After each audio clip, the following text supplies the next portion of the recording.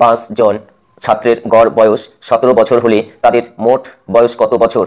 যেহেতু 5 জন ছাত্রের গড় বয়স 17 বছর, তাহলে মোট বয়স হবে এই 5 আর 17 গুণ করতে হবে, 17 গুণন 5, তাহলে 5 17 হবে 85, 85। অতএব সঠিক উত্তর হবে অপশন এ 85।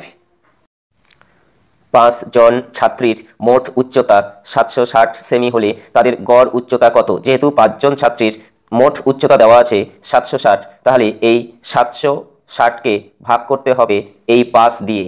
তাহলে 5 দিয়ে ভাগ করলে 1 বাদ দিলে 5 × 5, বিয়োগ করলে হবে 2, 6 নামবে 5 5 25।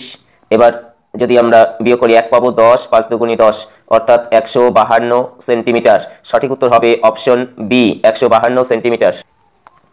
5 জন ছাত্রের মোট ওজন 225 কেজি হলে ছোট জনের ওজন কত হবে? অর্থাৎ যার ওজন সবচেয়ে কম তার ওজন কত হবে? তো এখানে আমরা প্রথমে গড় ওজন বের করব, অর্থাৎ এই 225কে ভাগ করব 5 দিয়ে। 225 ভাগ 5 কাটাকুটি করলে হবে 4 5 20, 5 5 25, তাহলে আসতেছে 45।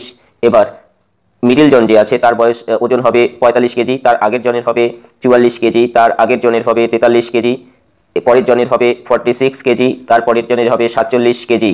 এবার প্রশ্ন করেছে ছোট জন মানে যার ওজন কম তার সেটা কত? সেটা হচ্ছে 43। অতএব সঠিক উত্তর হবে অপশন সি 43। 5টি বস্তুর মোট ওজন 165 কেজি হলে বড় বস্তুটির ওজন কত কেজি?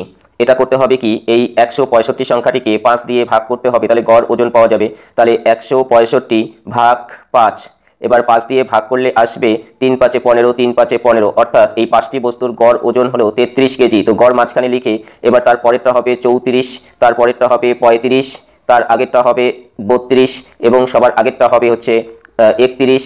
এবার প্রশ্ন করেছে বড় বস্তুটির ওজন কত হবে? তাহলে বড় বস্তুটির ওজন সবচেয়ে বেশি হবে, তাহলে সবথেকে বেশিটা হচ্ছে 35। অতএব সঠিক উত্তর হবে অপশন ডি 35।